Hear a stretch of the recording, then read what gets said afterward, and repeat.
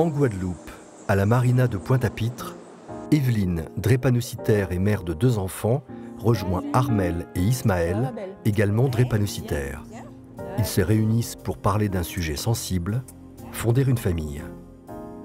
Je dirais que c'est pas facile d'avoir des enfants en tant que drépano.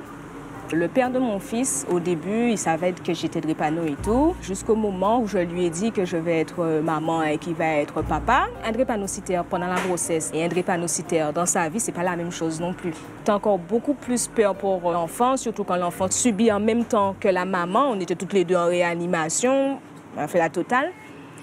Et je dis que ça dépend du partenaire. Soit c'est quelqu'un qui accepte de vivre avec toi et ta maladie et les enfants, ou soit tu tombes sur quelqu'un comme le père de mon fils qui n'a jamais voulu, qui s'en foutait même si je lui avais expliqué, même s'il a vu au moins 10 millions de crises avec moi.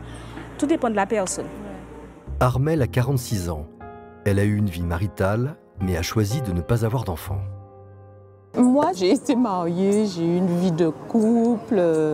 C'était quelqu'un qui s'occupait bien de moi et qui avait très vite compris ce que c'était. Ça a duré quelques années et ça n'a pas été plus loin. Pour ce qui est des relations en général, en tant que célibataire, je pense que la chose vraiment à faire, c'est de mettre carte sur table. Tout le temps qu'on présente bien, qu'on est en forme et tout, ça va. Mais arrive un moment où on dit « oui, je suis malade aujourd'hui, je ne peux pas ». Et ben, quand la personne ne connaît pas, les gens changent, les gens disparaissent.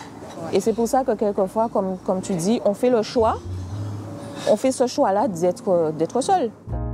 Ismaël a 28 ans. Il est célibataire mais rêve de fonder une famille malgré les contraintes de la maladie. On veut la vie de monsieur tout le monde, c'est-à-dire fonder une famille, vivre comme monsieur tout le monde, mais on n'est pas monsieur tout le monde. Quand tu rencontres une jeune fille, tu te dis « ouais, c'est elle, ah ouais, elle est bien, elle est bien ». Sur son front, il n'y a pas écrit qu'elle est AA, qu'elle est AS, etc. Et toi, tu sais que tu es ASS. Et c'est ça qui est compliqué. J'attends, moi, personnellement, beaucoup de garanties avant de m'engager, à moins d'avoir une personne, bon Dieu l'a envoyée, elle a des ailes et elle comprend tout. Donc voilà. Bon courage. Donc voilà, c'est la vie qui est comme ça.